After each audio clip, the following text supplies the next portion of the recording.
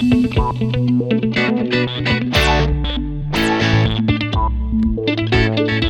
magiging kwarto mo. Siya nga pala, hindi mo pa sila nakikilala. Si Ding ang kapatid mo.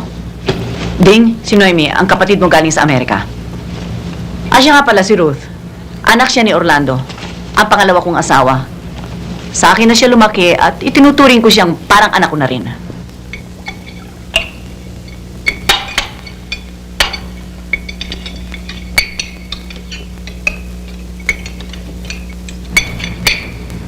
Bakit wala pang asawa mo?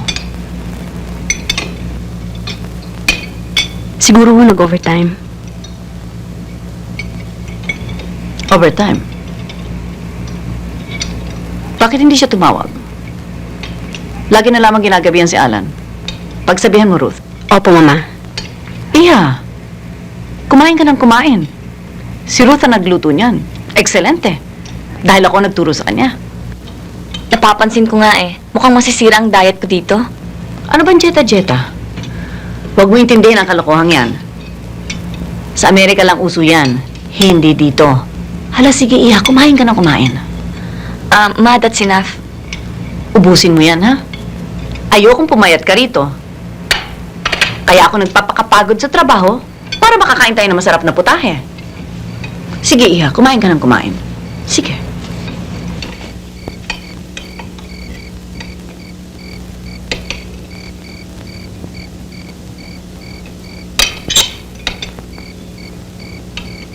Talagang galing ka sa Amerika? Oo, why? Ba't marunong ka magtagalog? Kasi, puro mga Pilipino naman ang mga kasama ko dun eh. Kaya marunong ako magtagalog. Saan ka sa Amerika nang galing?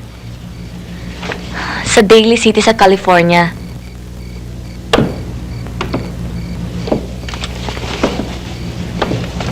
Do you know that place? Do you like it? Take it. Sige na. That's my gift for you.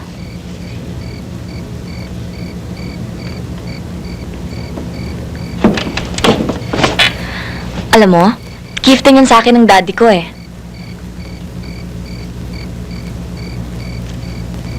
Siguro gusto mo rin maging ballet dancer katulad ko noon, ano?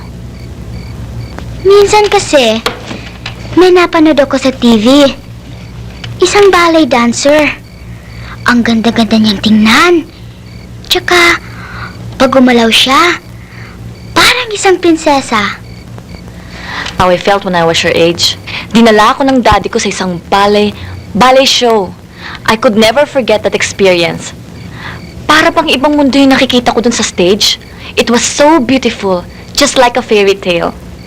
So, mula nun, all I wanted was to become a ballet dancer. Bakit hindi mo ginawa? Kung pwede nga lang sana eh. Kaya lang, lahat naman tayo nagbabago ng ambisyon as we grow older.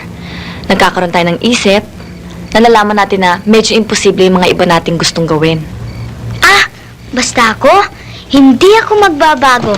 Magiging ballet dancer ako.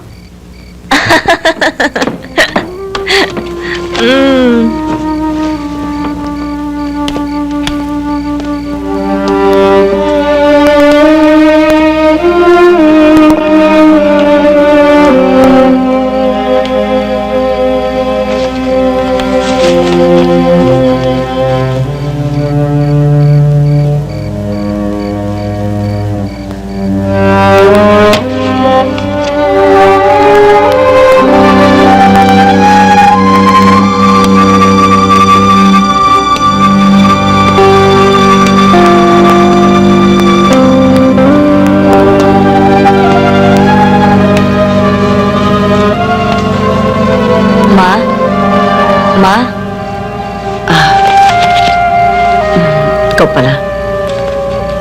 May iniisip lang ako. Ba't gising ka pa? Magpahinga ka na.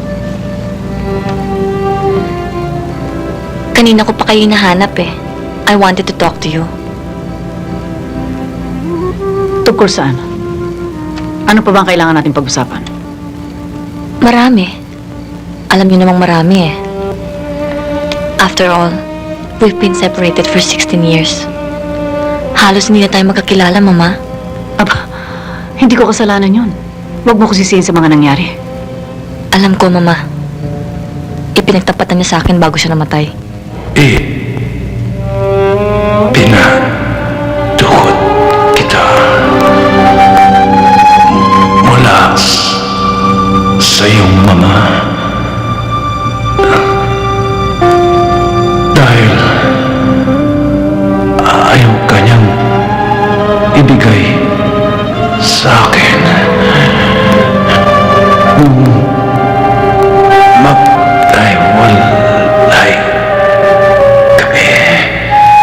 Noon ko lang na-realize na you never really deserted me. Ilang beses siyang sumulat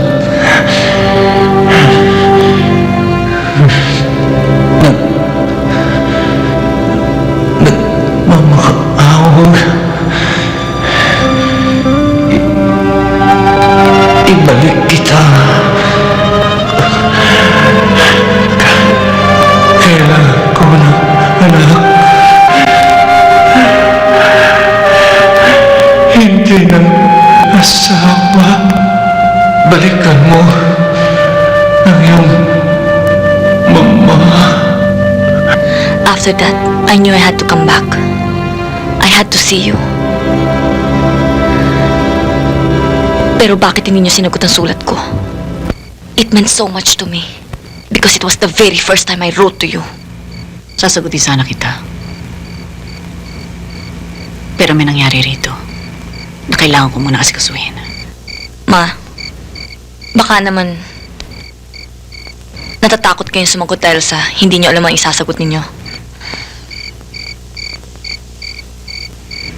Ma, ngayon na nandito na ako.